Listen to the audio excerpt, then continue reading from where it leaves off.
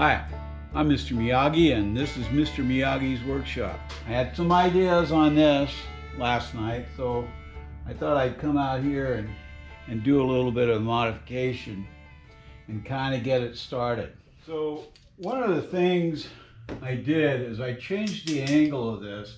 I hoisted this up a bit more, and actually I liked where it puts the engine and how it's going to sit.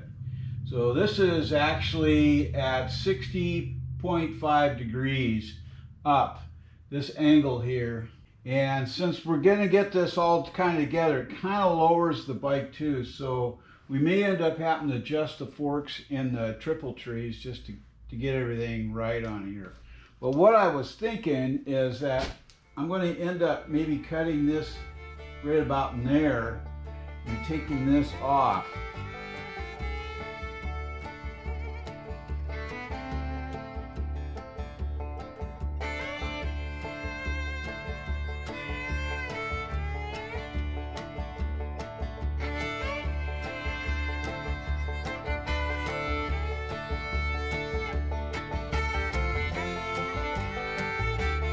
Okay, now we've made a mess of things. It's all gone there. So what I'm going to do is I'm going to get my torch out. I'm going to heat up both sides here and bring these down. Why, you ask? I'm thinking that when I bring these tubes in here, I'm going to cut these and notch them to fit. But I would like to have this a little more level so that it followed the flow comes down through here onto the axle plate.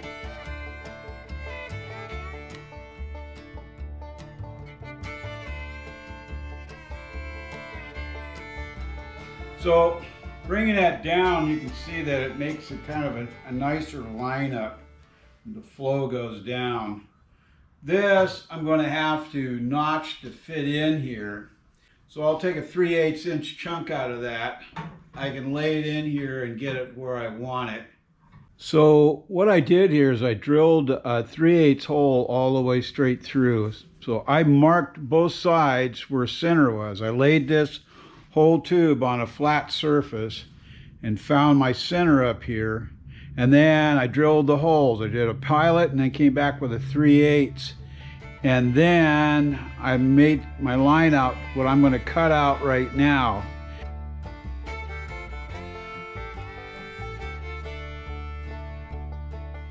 So this is what we got. We got a notch here. Now this will probably have to be filed out a bit to make it fit over those sections there. But pretty straightforward. Makes a nice little clean cut. Pretty nice little fit. Now that tube on the other side is raised up because it is crossing this one over here. Right now we need to figure out where we need to cut this line here and lay it in and notch it out and make it fit nice and tight in there. All right, I've got this marked and fitted to go here. And the way I did that is I took a measurement off laser line right here. But nobody says you can't use like a straight line string through there to get your measurement. So I just got my measurement up here, overcut this section because I knew it was going to be notched out to fit in there. And then I kind of cut the angle that I needed. Now this is going to go in and fit in a little closer. And then you want to make sure that that measurement from that center line you've got here equals here at the top and at the bottom. They're both the same. It's not too bad. Coped in there. It's going to be a little high right here, but that's all right. I want to make sure that I get enough penetration underneath and such. So I'm going to tack this in place. We'll see how it goes. And now how I put that notch in there is I have this machine over here called a coper. So I can actually grind the tube size to fit the notch. And I know a lot of you guys don't have one of those, or gals. What you can use is one of these die grinders with a die cutting bit, a rat tail file, And they do make tubing notchers that are run with a hand drill that you can clamp into a vise. And take a look at those. Harbor Freight has them. Eastwood has them. The Eastwood ones are a little bit more expensive, but they're really built fine. So I'm going to tack this in place.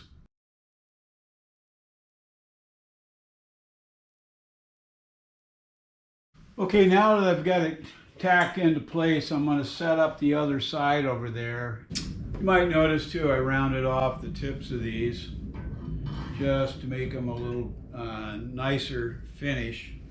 So basically all I'm doing is I'm measuring off the line here, but we're going to notch it. So what I'm doing here is I'm basically drawing a line from the center of this kind of on there, and then I will take it over to my bandsaw and I will cut that at an angle and then double fit it again and make sure everything is where it should be.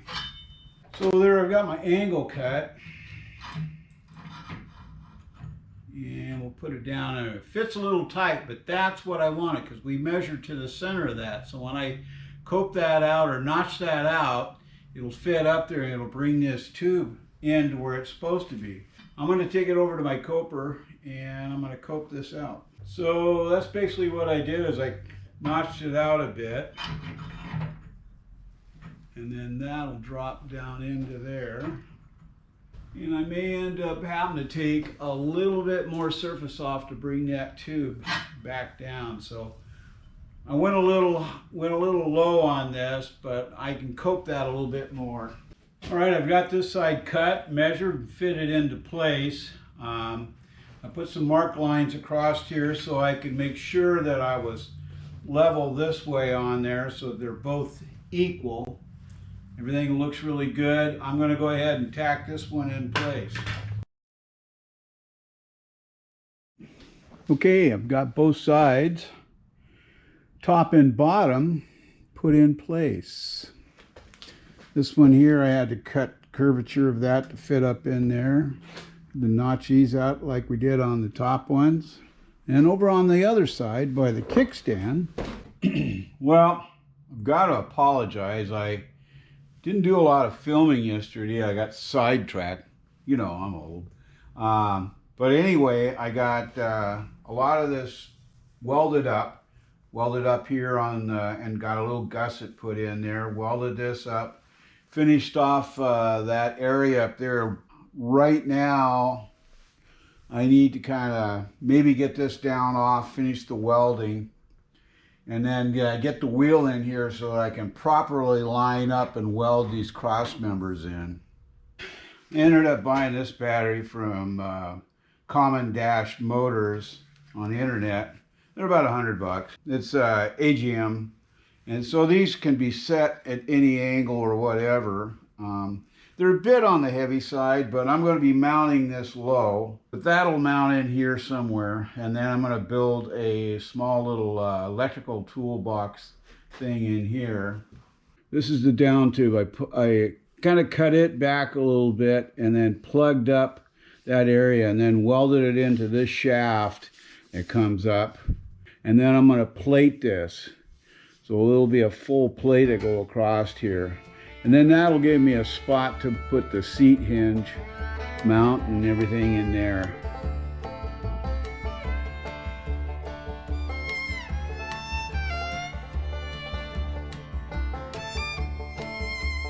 Okay, well, I just spent the last half hour or so kind of going over the frame, welding up these sections right here. I'll come back with the grinder and smooth all that out. Double check this area up in here on the underside and got that welded. Same thing with these lower brackets and such. A lot of times you just have to heat and kind of make everything form in and work the way you want it to. This is, you know, like I said, 1.8" tubing, and this is roughly 1 inch. It would have been nicer to have probably 1 inch, but having a little stronger back end makes a big difference too. Trying to get this all set up now. I've got it back on 2 wheels. I've got the front end kind of mocked up with some kind of fake bearings in there to hold the front forks in the right position. I'm liking it. It's got a nice stance. I've made up this little plate that fits in here, and this is where the hinge and everything is going to bolt down for the seat. And I put a little bit of a bend in it to make a nice lip. Punched out the corners here, or rounded them out in a sense, and so they'll fit in nice in there. Right now I just need to tack this in place, but I'm going to grind this up, surface it up, clean it up a little bit. Now in the process of doing this, I've laid out a seat pan. I'm going to finish cutting out over there at the bandsaw, and we'll go from there. I may go to a skinnier seat pan, but we're going to run this headlight here. That should look pretty sweet. Taillights, don't know yet. What we got accomplished today was that we got the seat pan made, we got the bracket made, the little T-mount up here, and welded in place, plus we welded in this area right in here. Tacked into place the cross member. We've got plenty of room that's going to be happening on the fender, and when you're doing this, you'll always want to set your fender up when the tire is fully extended forward. Now, we still have a gap in here. These axle adjusters only go so far. And this is stock stuff here, so I'm not going to worry about it too much. We've got a full set of about 1.25 inches of adjustment. Plus, we're going to run out here, coming after the chain comes out, we're going to be running a chain tensioner, because we've added a little bit of length to the chain here. Well, so far I've gotten the seat pan set up with a T-mount up in here, welded this section through here on both sides, bent up a little bracket, and you're probably wondering why I bent that bracket up like that. I'm trying to give it a little bit more height, so when I set the fender in here, and if this collapses, that you're not banging against the rear fender. You see how it comes down. So that rear fender is going to fit basically right in here, and then the rest of the wheel and such.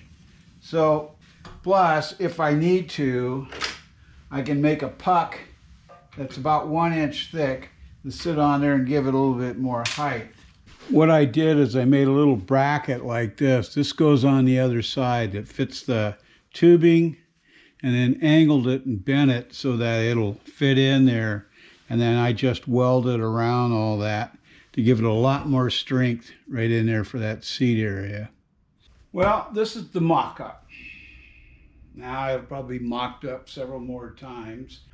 This is where I'm thinking of locating the fake oil tank on it so we can use it for wiring components and maybe a little tool storage of some sort. Of course, the battery will be down in here.